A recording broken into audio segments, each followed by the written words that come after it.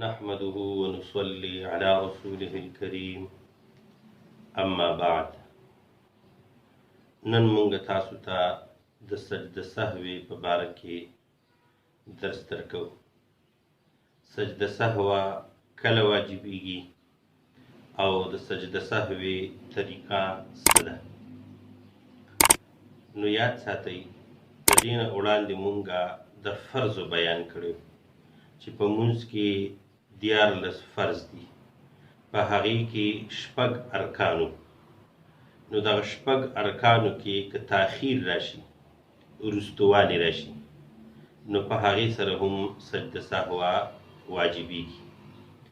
لکه د هغې یو طریقه بالفرض دغې حساب، یو کس مونځ شروع کړلو او د مونځ نه بعد دی خاموشه ولاړ دی، دومره خاموشه ولاړ دی چې په هغې کې یو رکوټ رکن ادا کیږي بالفرض، 3 ځلې پکې سبحان ربي الاعلى سبحان ربي الاعلى سبحان ربي الاعلى، دومره مقدار سره دی خاموشه پاتې شو، نو د باندې سجده سهوه واجبیږي. یا د دې نه علاوه یو واجب د ده نه پاتې شي، واجب د ده نه پاتې شي، نو په هغې باندې هم سجده سهوه واجبیږي. د واجباتو بیان هم مونږ کړی دی. 14 څیزونه په مونځ کې واجب دي، په هغې کې درنه یو واجب پاتې شو، په هغې سره هم سجده سهوه واجبیږي. بالفرض یو کس چې کوم دی ډک رکعتونو کې د سورة الفاتحې نه وروستو سورت ونه ویلي، نو چې سورت یې ونه ویلې، نو د دې وجې نه په ده باندې سجده سهوه واجبه شوه. یا یو کس چې کوم دی هغه 4 رکعتیز مونځ دی یا 3 رکعتیز مونځ دی، په هغې کې چې کوم دی قعد اوله باندې کېناستل واجب دي، او دی په قعد اوله باندې کېناست او ډایرکټ پاڅېدو، نو دې وجې نه په ده باندې سجده سهوه واجبه شوله. نو تاسو ته پته ولګېدله چې د فرضو کې تاخیر راشي یا یو واجب درنه پاتې شي، نو د دې وجې نه هم سجده سهوه واجبیږي. بله یو مسله، مثلا یو کس چې کوم دی هغه سورة الفاتحه کې ته یو ټکي پاتې شو، سورة الفاتحه کې ته یو ټکي پاتې شو، نو د دې وجې نه هم سجده سهوه واجبیږي. بالفرض چې کوم دی ده وویلې الحمد لله رب العالمین مالک یوم الدین الرحمن الرحیم ته پاتې شو، د دې وجې نه چې کوم دی سجده سهوه واجبیږي. دغه حساب د سجده سهو متعلق انسان ته مخې ته ډیر سوالات راځي، نو تاسو د دې باره کې دا قاعده یاد ساتئ چې په فرضو کې تاخیر راشي.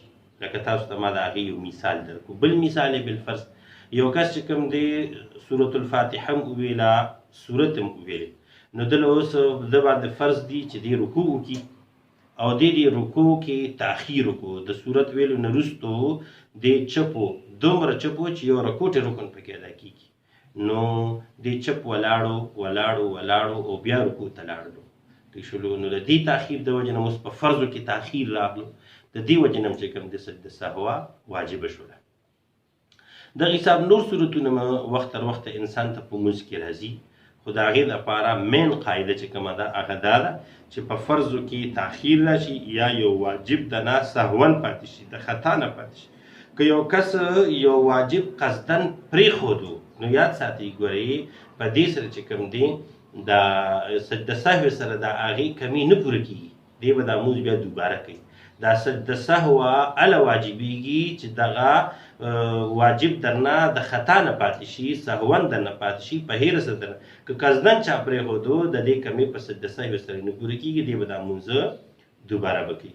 نو دا د سجده سهو واجبېدو یو څو مثالونه مې درته درکړل، خو اصل قاعدې دغه ده، فرضو کې تاخیر یا ترک ته یو واجب، پاتې کېدل د یو واجب، نو دې سره سجده سهوه واجبېږي. د سجده سهوې طریقه څه ده؟ کتابونو کې د دې 5 طریقې راغلي دي.